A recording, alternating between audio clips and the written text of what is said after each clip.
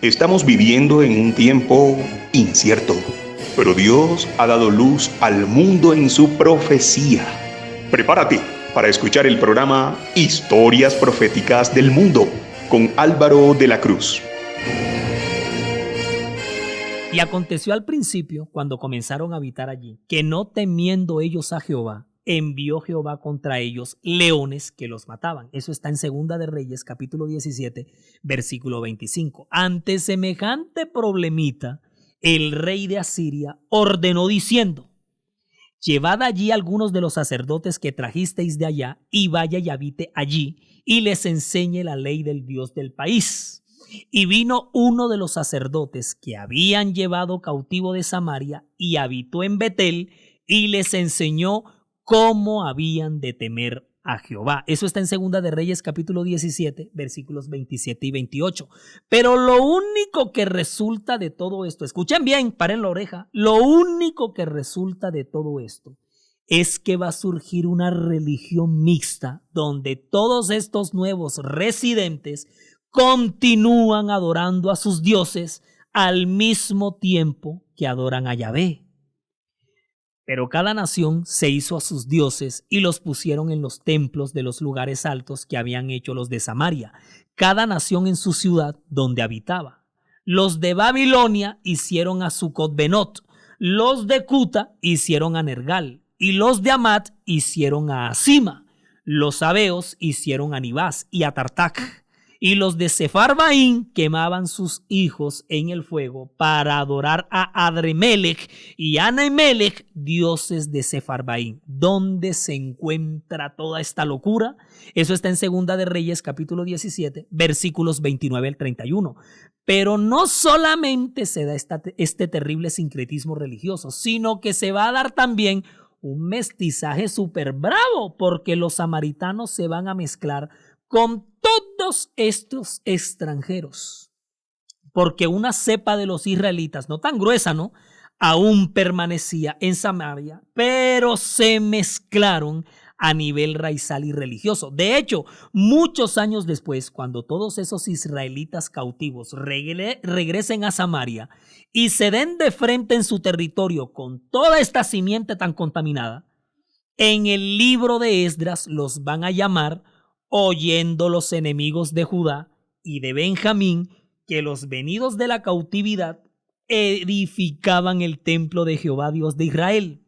Vinieron a Zorobabel y a los jefes de casas paternas y les dijeron: edificaremos con vosotros, porque como vosotros buscamos a vuestro Dios y a él ofrecemos sacrificios desde los días de Esardón, rey de Asiria, que nos hizo venir aquí. Eso está en Esdras capítulo 4, versículo 1 y 2. Uy, pero severo spoiler el que les acabo de tirar aquí. Me adelanté un chorro de años, pero un chorro. Y por eso, cuando años después los judíos regresen de su cautiverio en Babilonia, van a aborrecer como nunca antes lo habían hecho a los samaritanos. Ay, ya. Pero ya no más, ya no me puedo adelantar más. Volvamos mejor por donde íbamos. Miren, la destrucción que le sobrevino al reino del norte fue un castigo dirigido por el mismísimo cielo, señores. Así tal cual lo están escuchando. Los asirios fueron apenas los instrumentos de los cuales Dios se valió para hacer cumplir su propósito. Así de sencillo, así pasó, así de claro. En los terribles castigos que cayeron sobre las 10 tribus, el Señor tenía un propósito sabio y misericordioso. Lo que ya no podía lograr por medio de ellas en la tierra de sus padres, procuraría hacerlo esparciéndolas entre los paganos. Tremendo esto, su plan para salvar a todos los que quisieron obtener perdón mediante el Salvador de la familia humana debía cumplirse todavía. Y en las aflicciones impuestas a Israel estaban preparando el terreno para que su gloria se revelase a las naciones de la tierra.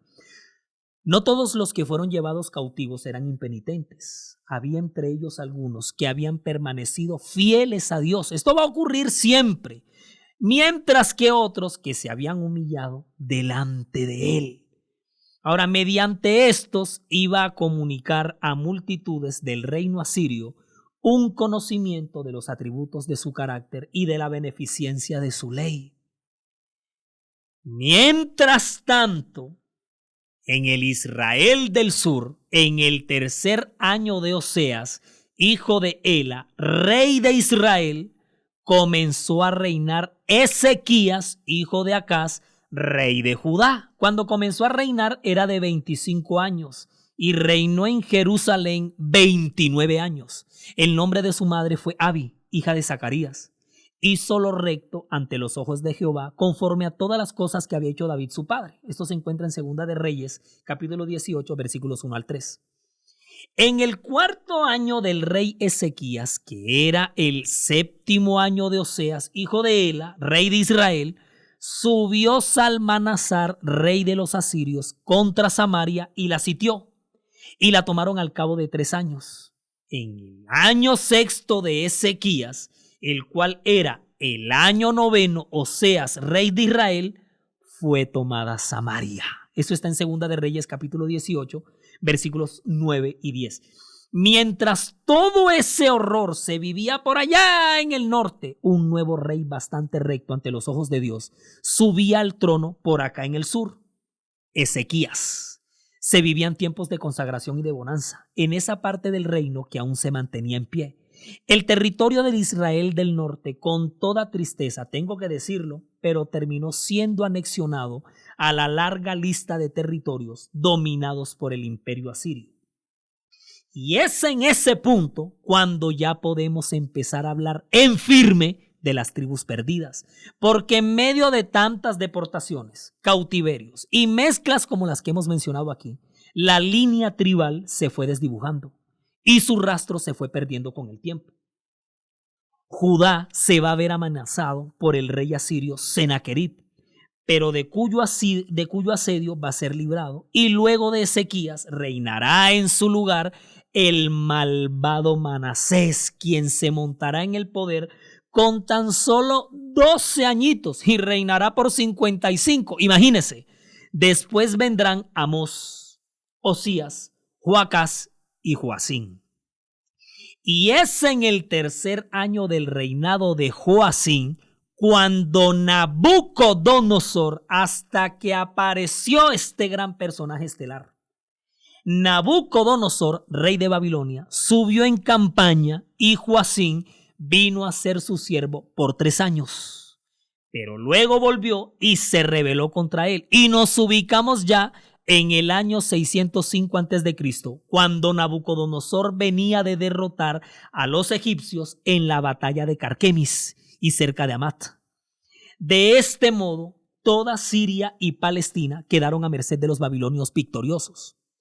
Sin duda, esto sucedió cuando Joacín de Judá se convirtió en vasallo de Babilonia y entregó rehenes, entre ellos Daniel y sus 3 amigos.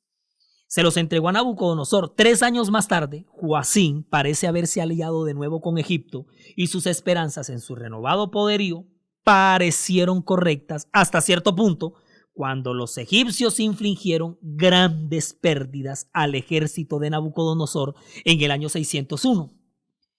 Pero la rebelión de Joacín demostró una falta de perspicacia política, porque los babilonios rápidamente se repusieron de su derrota y regresaron para castigar a sus vasallos desleales. Luego de un poco de más de un siglo del cautiverio asirio en Samaria, ahora el turno le llegó a Jerusalén, y es lo que vamos a ver en el próximo episodio, porque ya aparecen en escena los últimos reyes de Judá, Joaquín y Sedequías. El gran rey babilonio Nabucodonosor. Van a aparecer también grandes estrellas de reparto como Sadrach, Mesach y Abednego, y por supuesto el protagonista principal de la próxima generación de esta saga, Daniel. El próximo episodio va a traer adrenalina pura. Vamos a ver el cautiverio babilónico.